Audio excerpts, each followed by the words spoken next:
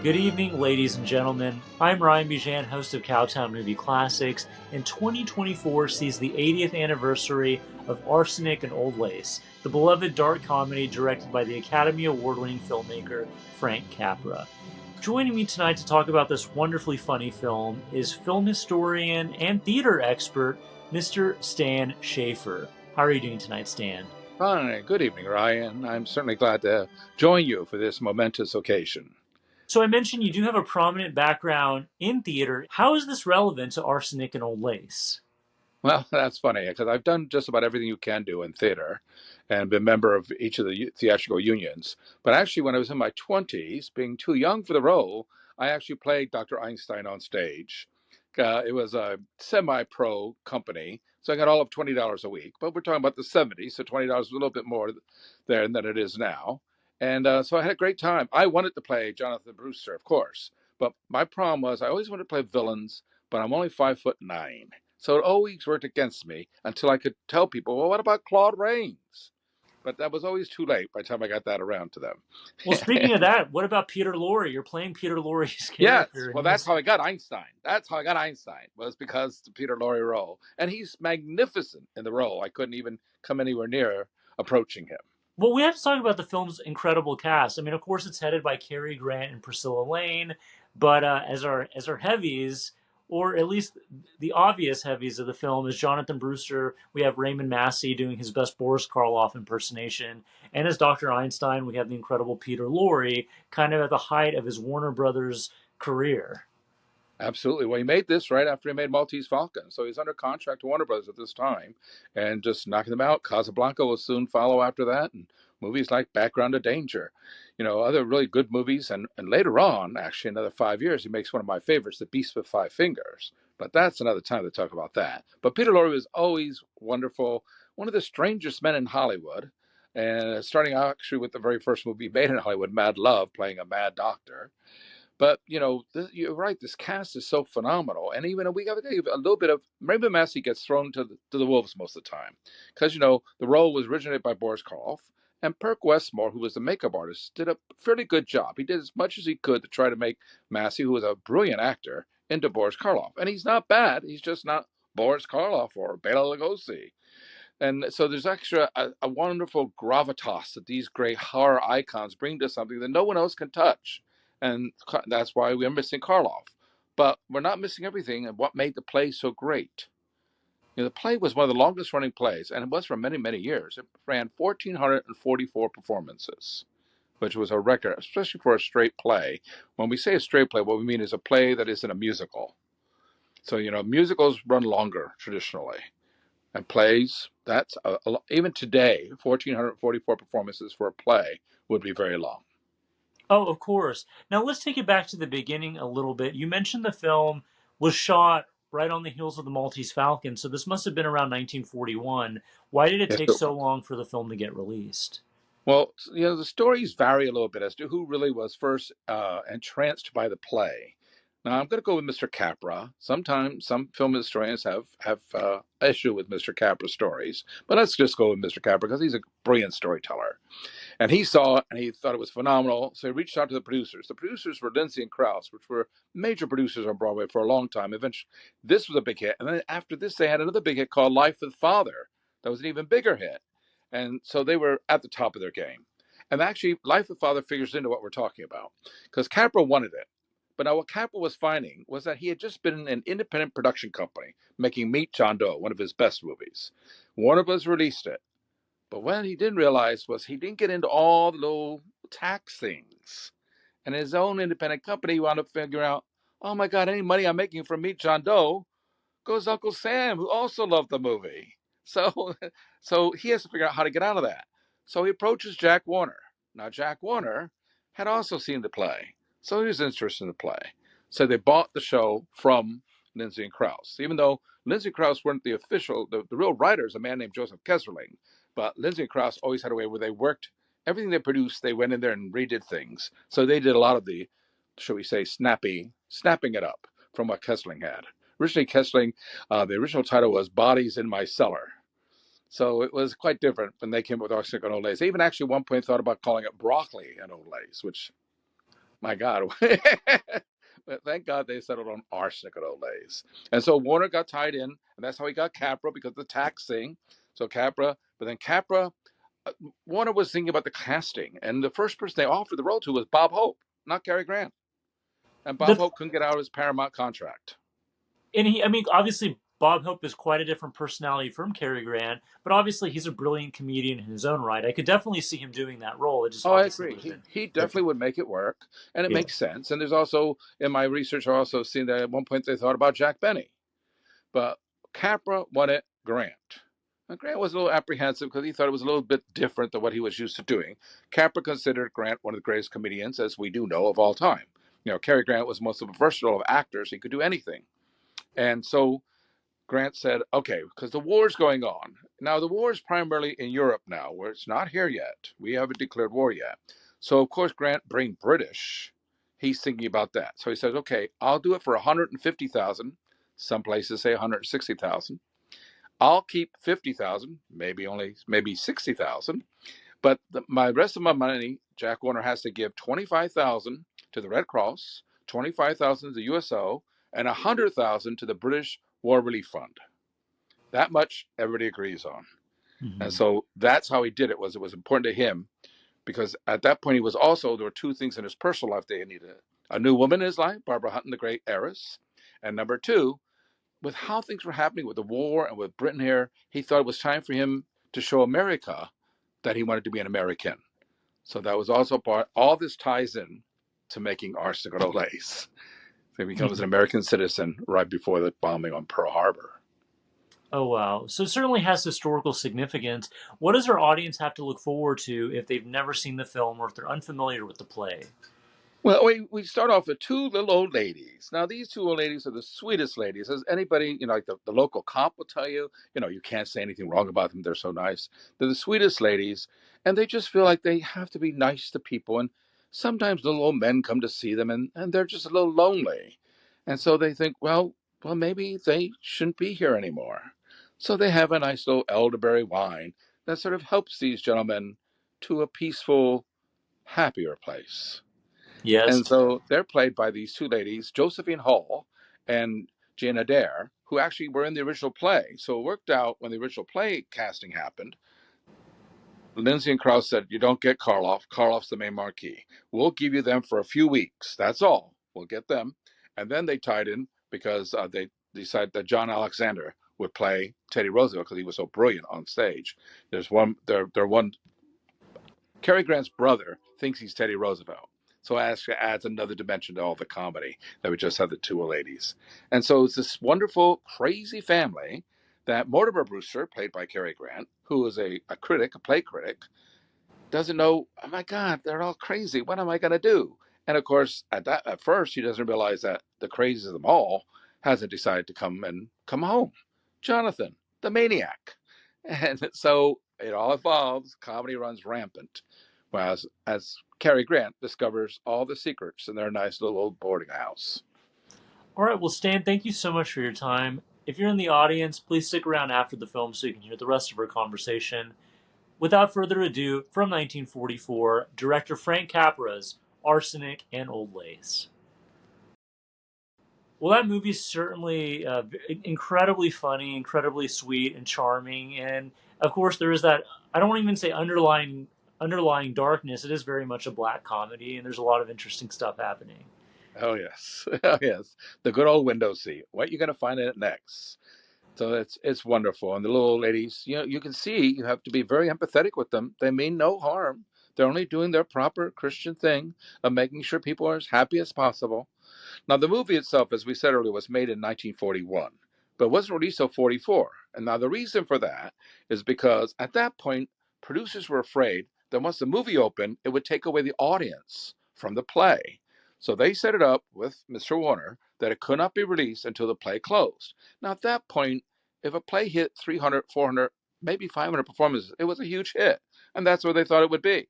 Well, it didn't. It kept going on. And at one point, Warner was just getting a little impatient, so he arranged it with them that the year before, 1943, he could actually release it to the armed forces. And since that was a free thing, they agreed to it because they didn't think it would do anything to the play, and it didn't. And so the play was a huge hit. Now, the play was such a huge hit that I also had road companies. So when Karloff was, of course, on Broadway, when it went on the road, Bela Lugosi did it. And then later on, Erich von Stroheim, the man you love to hate, he was Jonathan Brewster. So it was always such an entertaining and such a huge hit that years later, I did the show. I was also a box office treasurer. So years later, I did a show, and Marion Ross and Jean Stapleton played the old ladies. And playing Jonathan Brewster was Barnabas Collins himself, Jonathan Frid, who Oh was a wow. wonderful, wonderful man to work with. Wonderful. And so, yeah, it keeps coming back. I actually stage managed it too at one point. So it always keeps coming back into my life. And I'm very happy that it does. So certainly Raymond Massey is serviceable in the role. He was a great actor in his own right.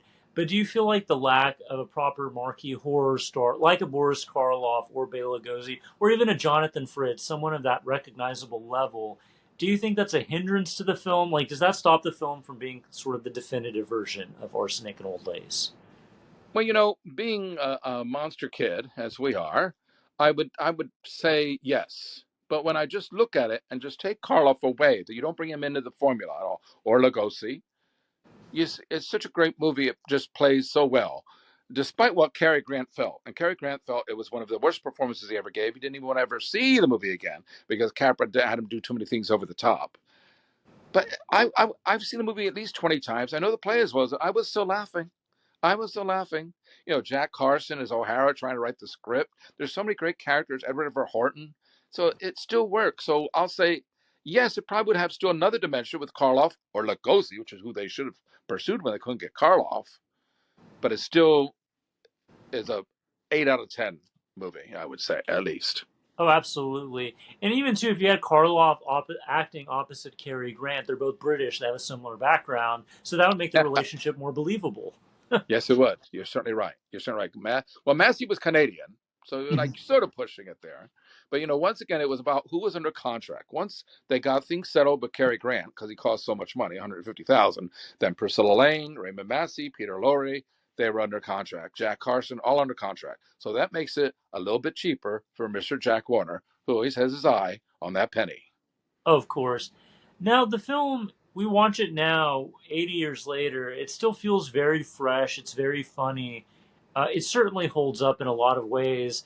But it's interesting to think that even back then, a lot of those tropes that the film deals with, the inmates running the asylum, metaphorically speaking, of course, the idea of it's almost like an old dark house mystery, right? We have this insane Absolutely, family. I agree. There's a lot of Yes. parallels between this film, I think, and a movie from 1932, The Old Dark House, which is also a Oh, wonderful yes. dark comedy from James Whale, which that was one of the early starring films of Raymond Massey, who plays Jonathan Brewster, acting opposite Boris Karloff. So it's almost like Arsenic and Old Lace, things kind of come full circle for him.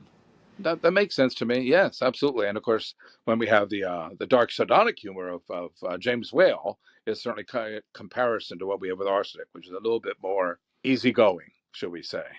Mm-hmm. Now, a couple of little facts I like to make sure we see here is Josephine Hall. As we're going on with horror movies and our backgrounds that way, Josephine Hall was actually the sister-in-law of Henry Hall, who was the Werewolf of London. So it was a nice tie-in there. So it's a good thing. And then just going back a little bit more into the play itself, there was actually a woman, a murderess, who killed people, killed men like this. So it was loosely based on her. Her name was Amy Adrian Griffin, and she actually lived right to 1962, but she was committed to an asylum eventually. First, they put her in prison. They didn't know what to do. And then she was put, but that was very basics that Kesserling got some stuff about her trial and used her character when creating these two old ladies. And the show just never ends. There were so many wonderful television adaptations. One that I wish I had seen was at one point the old ladies were played by Helen Hayes and Lillian Gish. Oh my And God! Oh wow! at that point, Karloff was getting sick. This is 69. Karloff was originally supposed to be in it. He had to drop out, and he was replaced by Fred Gwynne. It should make sense. It's right after the Munsters. Exactly right. Are there any recordings of Karloff doing the show? Yes, there was a show called Best of Broadway where they do like only hour parts of it, and Karloff was in that with Helen Hayes and Billy Burke that time. So it's a matter where we have to find some of these things in television archives, and some pop up on YouTube sometimes. But there is that kind of, but these are truncated versions. They're not what we see with our 2-hour movie, because in television they would take these things like sort of like radio had the Lux Radio Theater. Well, when televisions are in the 50s, they had a lot of these takeoffs on that. Screen Actors Guild Theater, the Directors Playhouse, things like that. Right. So, as someone who is very intimately familiar with the play or the stage version, obviously film is a different medium from the stage, and certain concessions have to be made to make the most of the medium. What are the biggest differences between the movie and the play? Well, my favorite one was actually dictated by the public, and of course then Mr. Warner. Um, Edward Everett Horton was a very well-loved actor, a brilliant actor. He was a little bit of freelance at this point, so he wasn't just a total Warner Brothers contract at this time. But they cast him as Mr. Witherspoon, who is going to be instrumental in getting the family, as you saw in the movie, the Roosters, to where they should be in Happydale. And he's such a well-loved character. In the play, when Mr. Witherspoon comes, the closing curtain of the play is Mr. Witherspoon. Mortimer's left, and he's left with the two old ladies. And what are they doing? They're serving him the elderberry wine, which is a great way to end the play. But Warner and the public, you don't do that. You don't kill off Edward Everett Horton. So that's why it changed. Edward Everett Horton is going off to try to get Teddy under control. When Teddy tells him, "Go up and pack for me." So, and then, Cary Grant works very well with him. Well, just try to do what you can do, just going up. And that's a major difference between the two. And that's the major one that I would say, because pretty much they really kept a lot of stuff. Lindsay and Krause were very much involved in the very beginning. And so Capra was true to it. He had been true pretty much to You Can't Take It With You, but he's more true to the script on this movie. The screenplay was also by the adaptation is by the Epstein brothers, who did Casablanca. Right, which of course Casablanca famously was adapted from an unproduced play as Everybody well. Comes to I think it was called Everybody Comes to Rick's. I think Yeah. that was the name of the play. Yeah, that was certainly not as successful as Arsenic and Old Lace, but Warner saw that. I think Hal Wallace picked up on that one first. Right. Now we mentioned the Broadway show was immensely popular and just ran on for years and years, but how did the audience receive the film version at that Oh, it was time? a huge hit. A huge hit.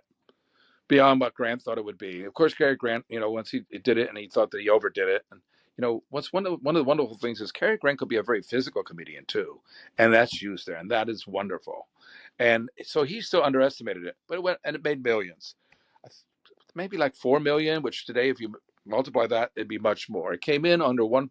The budget came in at 1.1 million, and it came in $90,000 under budget, which of course made Jack Warner very, very happy. Hmm. And but then it went and made 4 times its amount in the box office, which was great. It's a huge hit.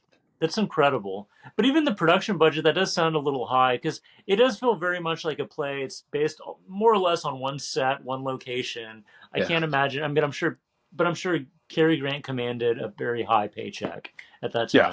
time. And the 1.1 million was, they opened it up a little bit, but you're right. It just really doesn't go beyond that.